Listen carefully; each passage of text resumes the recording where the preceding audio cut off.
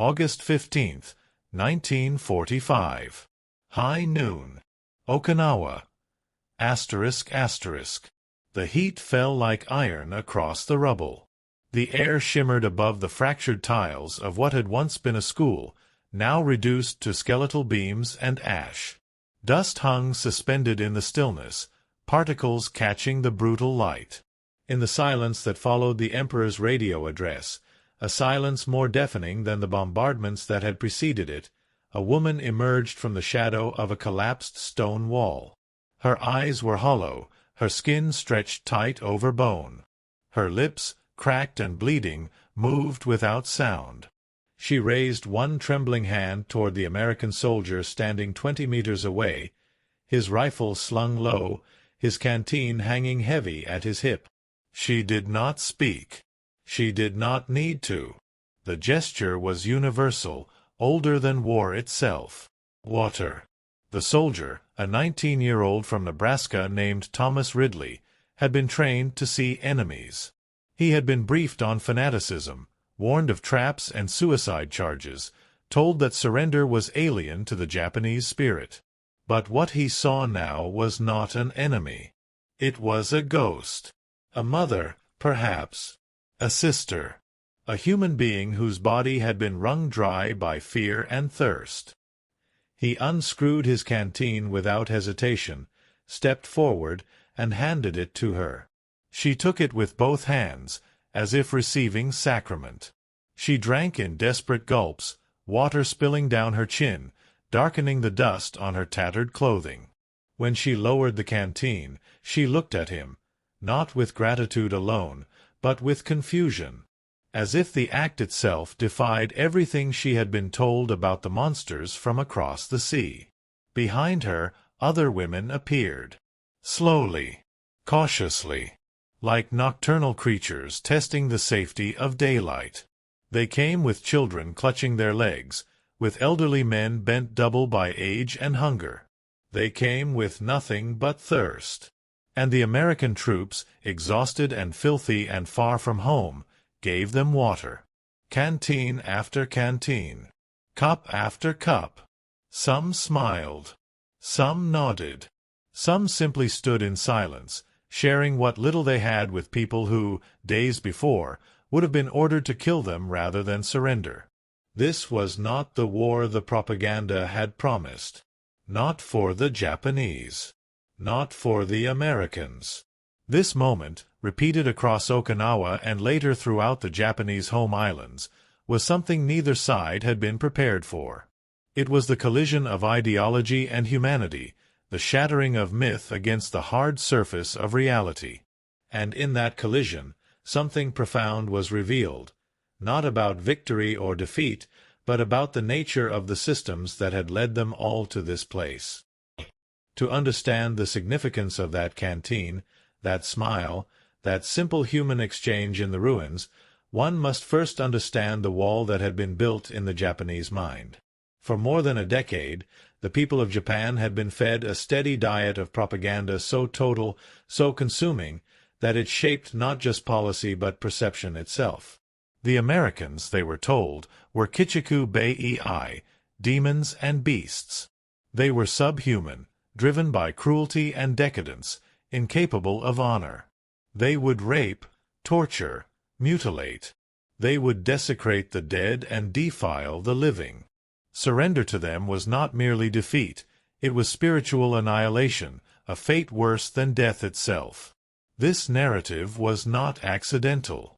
It was engineered with precision by the militarist government that had seized control of Japan in the 1930s, transforming a nation of rice farmers and fishermen into a war machine fueled by emperor worship and racial supremacy. The curriculum in schools was rewritten.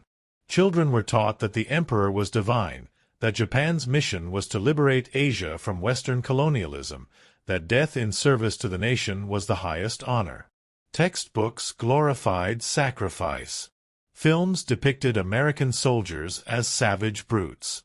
Radio broadcasts painted a picture of a world where only Japan stood as the bastion of purity against the corrupting forces of democracy and individualism. By the time the war reached its final stages, This indoctrination had seeped into the marrow of Japanese society. On Saipan in 1944, thousands of Japanese civilians threw themselves from cliffs rather than face capture by American forces. Mothers clutched their children and leapt into the sea. Fathers detonated grenades in caves, choosing family annihilation over the imagined horrors of American captivity. At Okinawa, the bloodiest battle of the Pacific War, Japanese civilians were handed grenades and told to use them on themselves if the Americans came. Many did. The military's grip on the civilian psyche was absolute. Fear of the enemy was total. And then came the moment of surrender. The emperor's voice, tinny and distant over the radio, speaking in archaic court Japanese that many could barely understand, announced the unthinkable. Japan would accept the terms of the Potsdam Declaration. The war was over. The divine mission had failed. The Americans were coming, not to occupy temporarily, but to remain, to govern, to reshape Japan in their image. For the women huddled in caves and ruins, the announcement was a death sentence delayed. They had been told what would happen. Now it was inevitable. They prepared for the worst.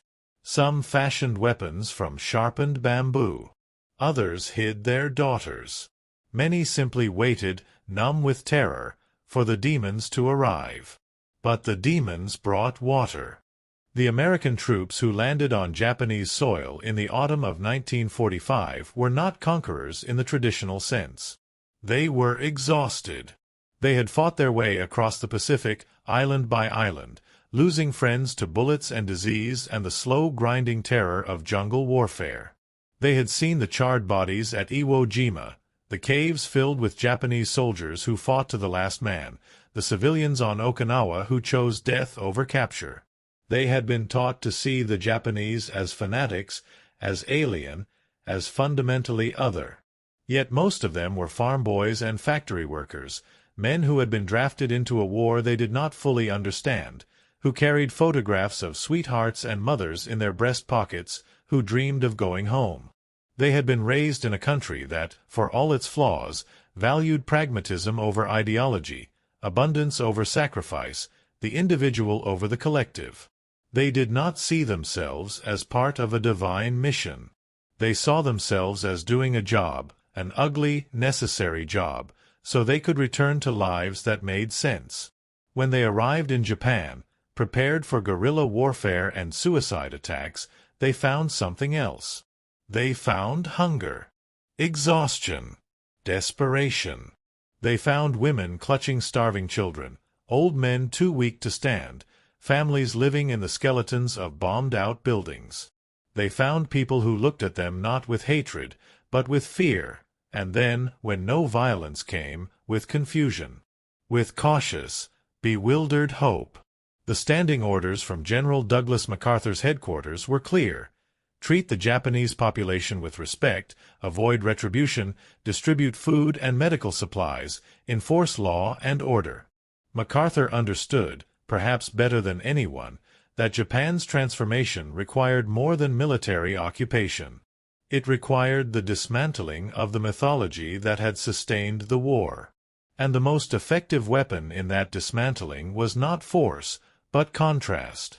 So the American soldiers handed out rations. They set up field hospitals. They played baseball with Japanese children. They shared cigarettes with former enemy soldiers. They did not behave like the monsters of propaganda. They behaved like men who had enough food, enough supplies, enough confidence in their own system, that they could afford to be generous. This was not universal. There were crimes, abuses, failures of discipline. But the overwhelming pattern, repeated in village after village, city after city, was one of pragmatic decency. And for the Japanese civilians, who had been taught that capture meant torture and death, this decency was incomprehensible. It shattered the narrative they had been fed. It created a cognitive dissonance so profound that it forced a reevaluation not just of the enemy, but of the system that had lied to them. In the months following the surrender, The American occupation forces became an engine of abundance in a land of scarcity. Japan's infrastructure was in ruins. Its cities had been reduced to ash by firebombing campaigns. Its agricultural sector was on the brink of collapse. Rice production had plummeted. The black market was the only functioning economy. Millions faced starvation. Into this void came American grain shipments, canned goods, powdered milk, medical supplies. The United States, a nation whose industrial capacity had been untouched by the war, whose farms produced surpluses even while feeding its own population and supplying its allies, poured resources into occupied Japan. It was not altruism. It was strategy. MacArthur and the American policymakers understood that a starving, desperate population was a breeding ground for communism. The Soviet Union was already making inroads in Eastern Europe, and the last thing the United States wanted was a radicalized Japan aligned with Moscow. But from the perspective of the Japanese civilians, the motivation did not matter. What mattered was the food, the medicine, the fact that the conquerors were feeding them rather than exploiting them. In the winter of 1945, American military kitchens distributed hot meals to thousands of Japanese families. Children lined up outside military bases to receive chocolate bars and chewing gum. Women who had been taught to fear rape and murder found themselves receiving sacks of rice and canned meat. The symbolic power of this generosity cannot be overstated. In Japanese culture, the act of giving food is laden with meaning. It signifies care, responsibility, social connection. For the occupiers to provide sustenance to the occupied was to invert the expected hierarchy of conquest. It suggested that the Americans saw the Japanese not as a subjugated people to be exploited, but as human beings to be cared for, or at least as a problem to be managed humanely. And the canteen, that simple military-issue container of water, became a symbol of this inversion. It represented not just hydration, but the casual, almost careless abundance of the American system. American soldiers carried canteens because water was always available. They did not hoard it. They did not ration it desperately. They could give it away because there would always be more. This was incomprehensible to people who had spent years under strict rationing, who had been told that sacrifice and deprivation were virtues, that the nation's survival depended on their willingness to suffer. The canteen was a rebuke to the ideology of scarcity. It whispered a different story, that plenty was possible, that systems existed in which ordinary people did not have to starve for the glory of the state. The women who begged for water in the summer of 1945 had expected monsters. What they received were boys with canteens and smiles. But the smile, perhaps, was even more unsettling than the water. It suggested an ease, a lack of malice, a fundamental indifference to the racial and ideological hatreds that had been drummed into Japanese consciousness. The American soldiers did not seem to hate them. They seemed, if anything, bored, tired, eager to go home. They handed over their canteens with the same casual efficiency with which they distributed chewing gum or set up checkpoints. This emotional dissonance, the gap between expectation and reality, was the crack in the edifice.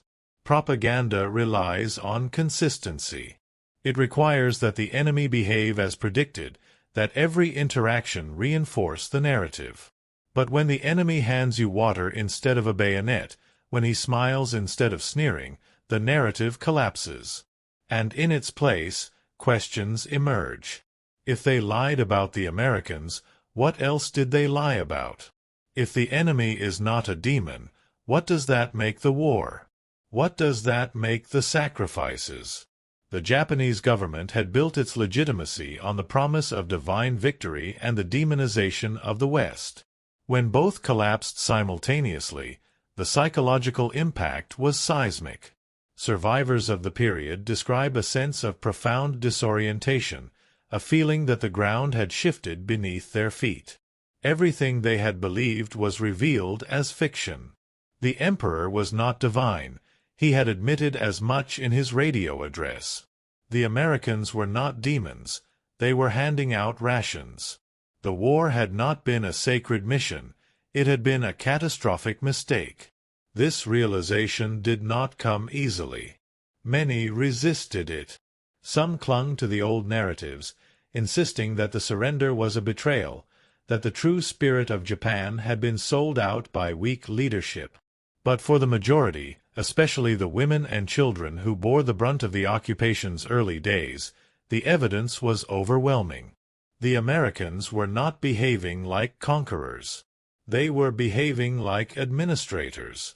And slowly, painfully, the Japanese population began to adjust their understanding of the world. The transformation was not instantaneous, nor was it uniform. In rural areas, where American troops were less visible, old suspicions lingered. In cities, where the occupation was omnipresent, adaptation came faster. But across the country, a pattern emerged, cooperation born not of loyalty, but of pragmatism.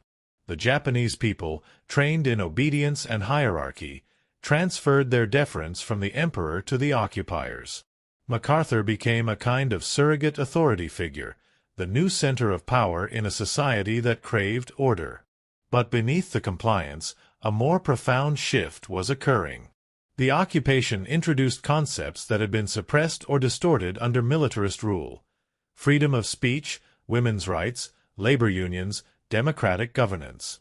The Americans dismantled the zaibatsu, the industrial conglomerates that had fueled the war machine. They rewrote the Constitution, enshrining pacifism and popular sovereignty. They purged war criminals and militarists from positions of power. They opened schools and taught a curriculum that emphasized critical thinking over rote memorization and emperor worship. And they fed the people. Day after day, month after month, the food kept coming. Not as charity, but as policy. The United States poured billions of dollars into rebuilding Japan's economy, not out of kindness, but out of cold strategic calculation. A prosperous, stable Japan would be a bulwark against communism, a market for American goods, a model for other Asian nations. But again, the motive was invisible to the ordinary Japanese family receiving rice and milk powder. What they saw was abundance.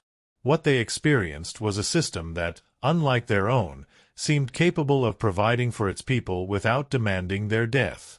The canteen, then, was not just water. It was proof of concept. It was a demonstration that another way of life was possible, that prosperity and democracy were not incompatible, that a nation could thrive without militarism or emperor worship or the cult of sacrifice. By 1950, Japan had begun its economic recovery. The Korean War, ironically, accelerated the process, as American military procurement turned Japan into a manufacturing hub. But the deeper transformation, the psychological and cultural shift, had already occurred. The generation that had lived through the surrender and occupation carried with them a dual consciousness, memory of the old regime and experience of the new. They had seen both systems. They had lived under both ideologies. And the contrast was undeniable. The women who begged for water in 1945 became the mothers and grandmothers of modern Japan.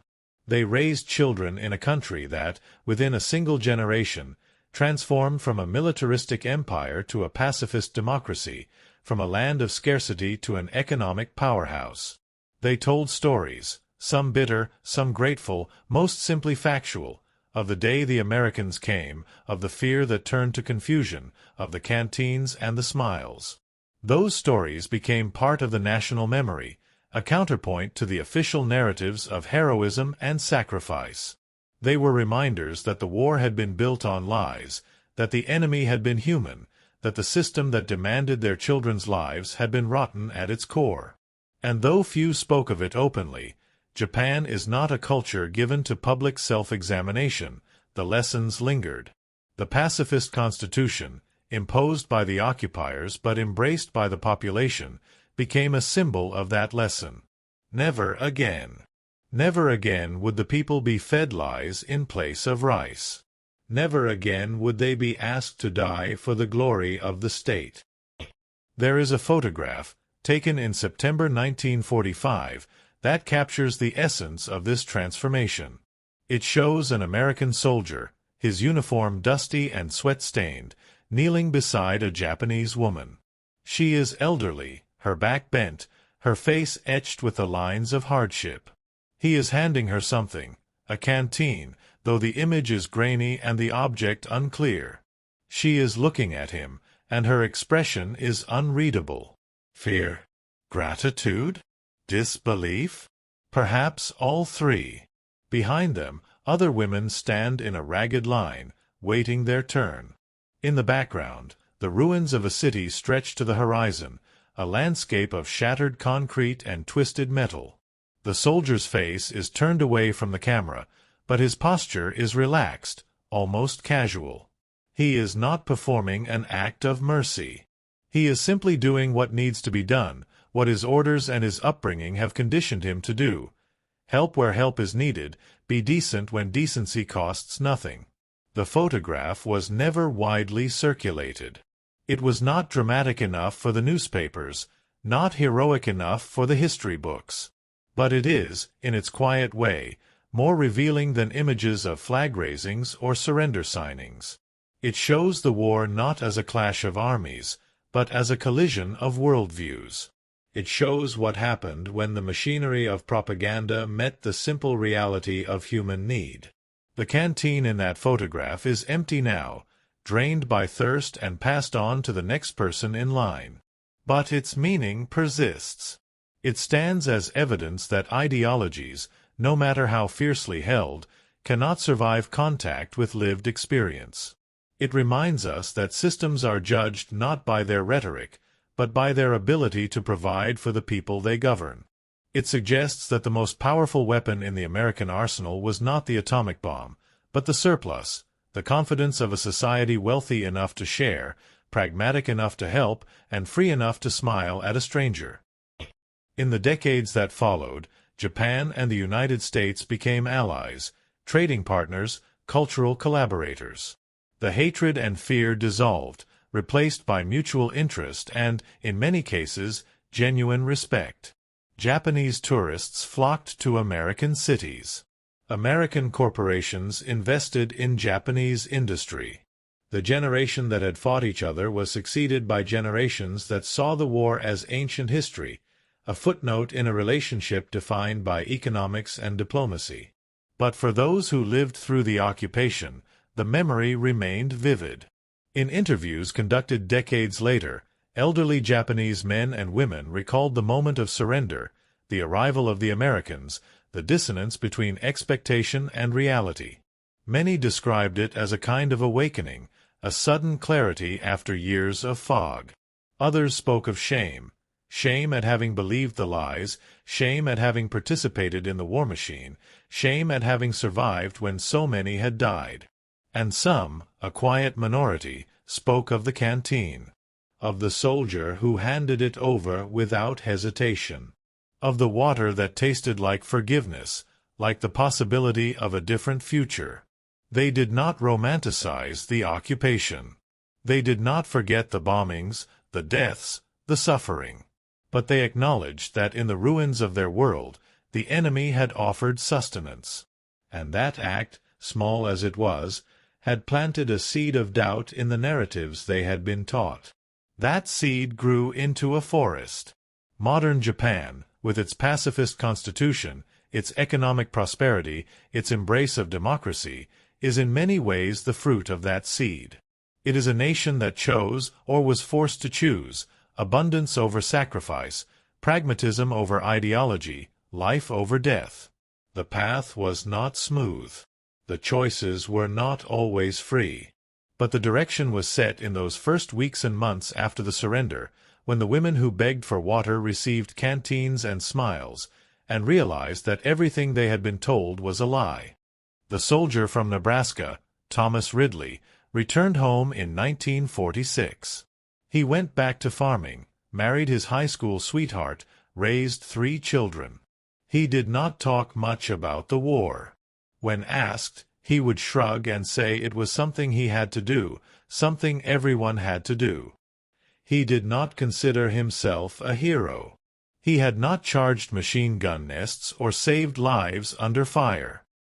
He had simply handed a woman his canteen. But that woman, if she survived the harsh winter of 1945, if she lived to see Japan's rebirth, carried that moment with her. She carried it through the reconstruction, through the economic miracle, through the slow, painful process of coming to terms with the past. She carried it as evidence that the world was larger and stranger than the propagandists had claimed, that mercy could come from unexpected places, that even in the depths of defeat, humanity could assert itself. The canteen is long gone, of course, discarded or lost or rusted into nothing. But the gesture remains, preserved in memory and in the collective consciousness of a generation.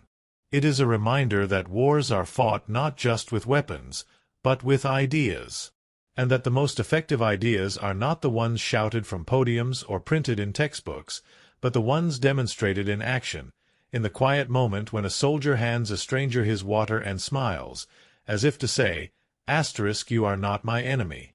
You are just thirsty. Here, drink, *. In the end, the story of the Japanese women who begged for water and received canteens and smiles is not a story of American virtue or Japanese enlightenment. It is a story about the fragility of propaganda, the resilience of humanity, and the power of material abundance to undermine ideology. The Japanese people had been taught that sacrifice was noble, that suffering was virtue, that the individual existed only to serve the state. The Americans, with their casual generosity and their overwhelming surplus, offered a different vision.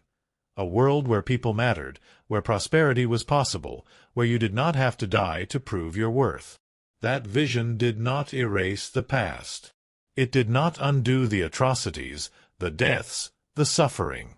But it offered a path forward, a way to rebuild not just buildings and economies, but beliefs and identities. And in the space between expectation and reality, between the monster of propaganda and the tired soldier with a canteen, a new Japan was born. The water was just water. The smile was just a smile. But together, in that moment of desperate need and simple generosity, they became something more, a symbol of possibility, a crack in the wall of ideology, a reminder that even in the darkest hours, humanity can surprise us. And sometimes, that surprise is enough to change the world.